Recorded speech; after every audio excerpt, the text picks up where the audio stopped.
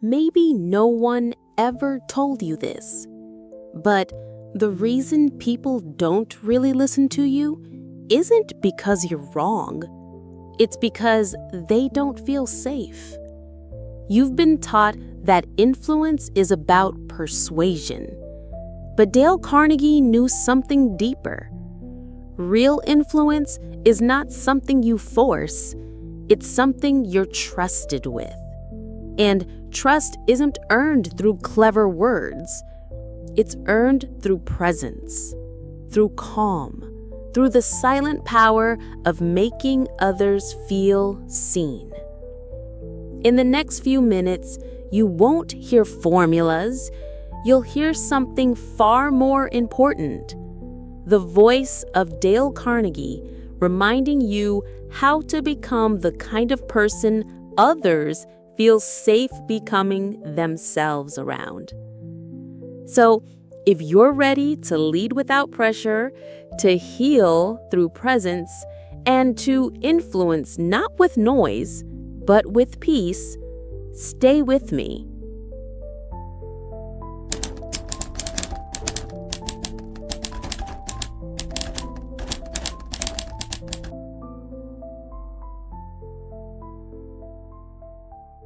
I want to begin with something few people will tell you out loud, but you've likely felt it your whole life. Influence isn't something you force. It's something you're granted. Not because you're persuasive, but because you're safe. You see, most people misunderstand influence. They confuse it with persuasion or charisma, or some kind of cleverness. But real influence, the kind that moves hearts, the kind that heals, the kind that lingers after you're gone, is never about getting others to do what you want. It's about who you become when no one's watching. I've lived long enough to see that people don't listen with their ears first. They listen with their nervous system. They scan your tone, they measure your presence, and they ask themselves silently and instinctively, do I feel safe with you? Can I trust this voice? And only then do they allow your words to enter. Maybe no one told you this, but you don't have to shout to be heard. You don't need perfect arguments. You don't need to win people over with logic. You just need to make them feel that you see them, that you're not here to dominate or fix them, that you're here to walk with them. There's a reason why the most enduring voices in history weren't always the most forceful. They were the most surrendered. Think of Lincoln. Think of Christ. Think of your grandmother, maybe, who barely spoke, but carried more peace in her silence than most do in their speeches. True influence begins when we stop trying to impress and start trying to understand. I remember a man once came to my class, a lawyer, sharp, successful, used to arguing, but he was also lonely. He told me, Dale, I can win debates. I can out-talk anyone, but no one trusts me, not even my kids. I asked him, quietly, do you listen with the intent to understand, or with the intent to reply? He looked away. That was all he needed to hear. You see, it's not about changing how you speak. It's about changing how you show up. You earn permission to influence, not through power, but through presence. Not by being impressive, but by being real. I want you to reflect on something with me. How many people in your life have made you feel deeply safe? Not just agreed with you, not just complimented you, but truly made you feel, here I can breathe. Here I can put down my armor. That, my friend, is sacred influence. And that's what we were made for. We crave clarity, yes, but before that, we crave connection. And connection is built on emotional permission.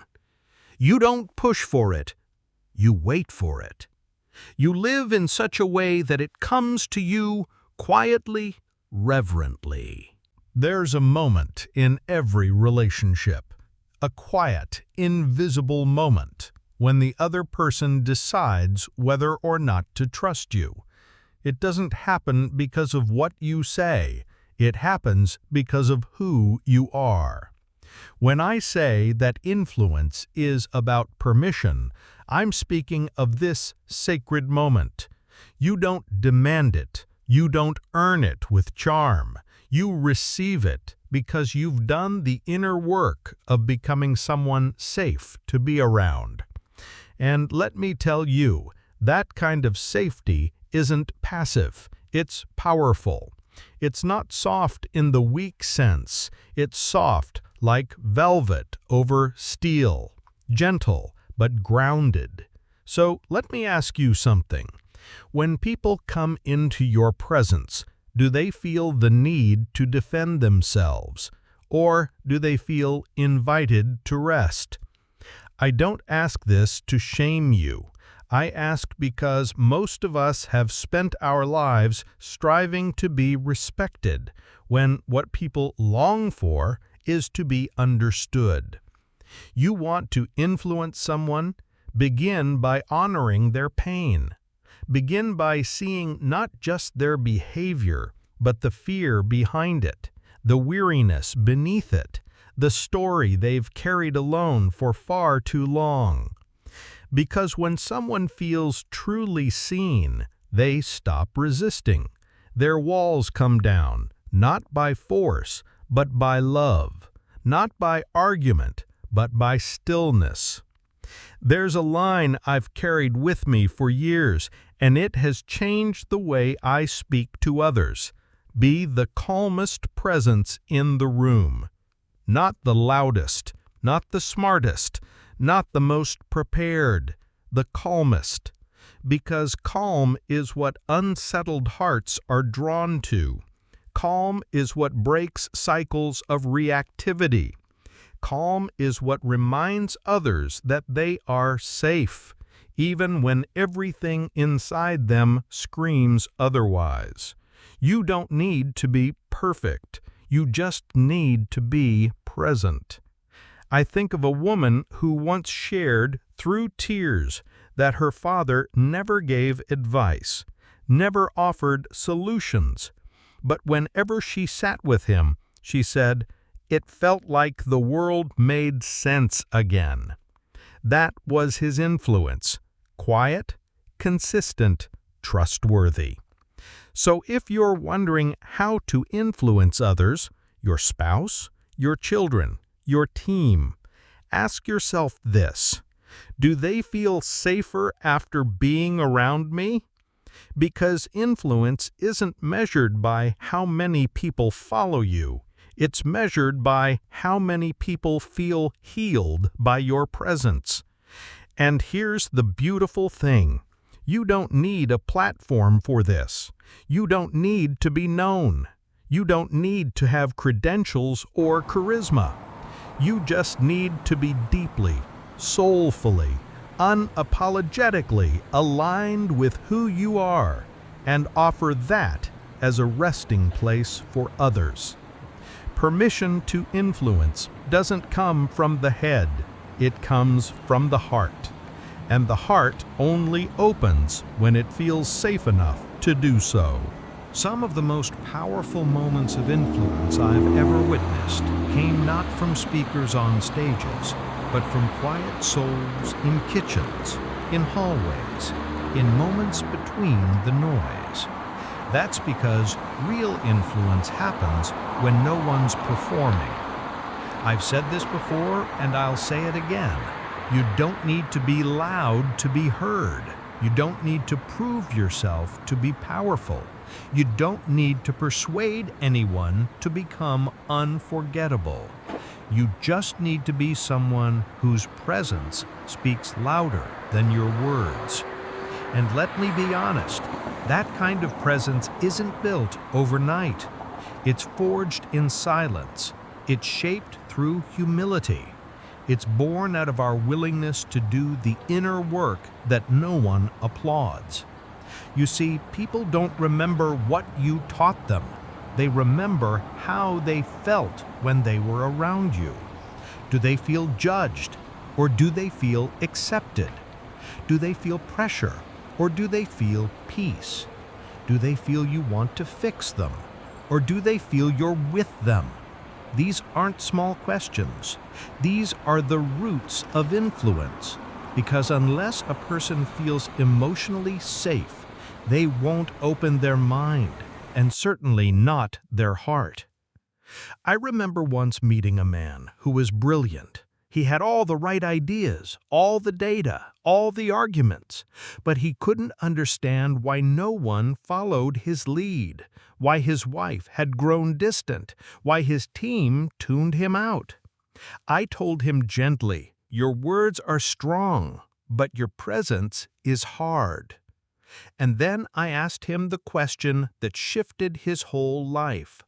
What would it look like to make others feel safe instead of right? He sat in silence, and then he wept.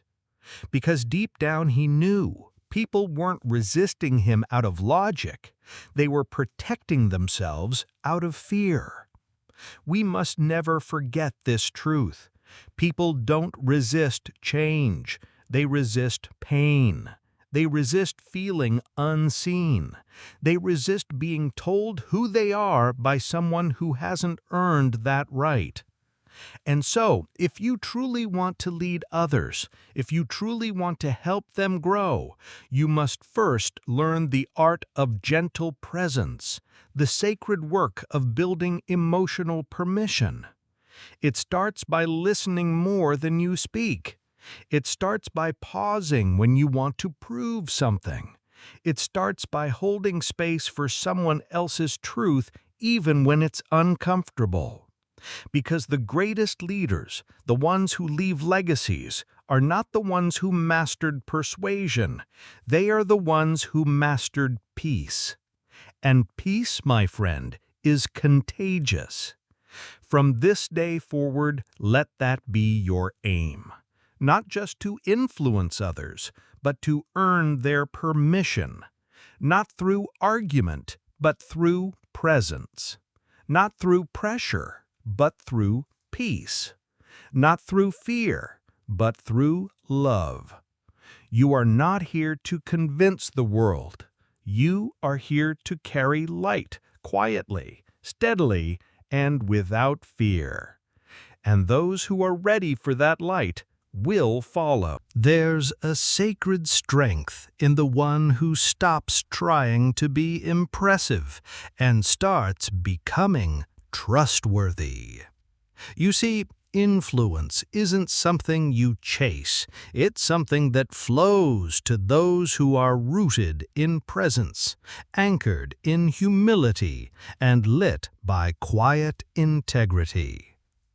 Not loud, not flashy, but deeply, unmistakably real. And the world is starving for that kind of presence. We're all tired of being sold to, tired of being fixed, tired of feeling like someone's always trying to steer us. What we crave is something ancient, something holy. We crave to be witnessed. We crave someone to sit beside our pain without rushing it. We crave to hear, "You are safe here," not in words, but in the silence between them. So I say to you now, with all the experience of my years and all the compassion of my heart, you don't need to know the right thing to say. You just need to become the kind of person others feel safe becoming themselves around.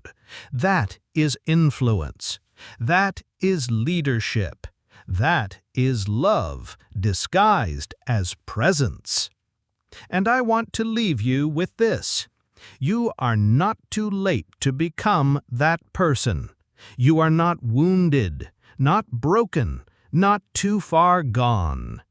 In fact, the very things that have brought you to your knees, the heartbreaks, the betrayals, the loneliness, they are the soil in which this new version of you can grow. A version rooted not in performance, but in peace. A version that leads not with strategy, but with stillness. A version that influences not by pushing, but by radiating the quiet power of someone who has nothing to prove. Yes, you've been through things, and maybe the world forgot to tell you, but I won't. That makes you wise. That makes you deep. That makes you ready. You don't need everyone to follow you, just the ones who are looking for what your presence now offers. So be that presence, one breath at a time, one conversation at a time, one quiet act of love at a time. And you will see. People will start to listen, not because you convinced them, but because you created space for them to hear their own truth again. And that, my friend, is the miracle of influence. You're not here to persuade.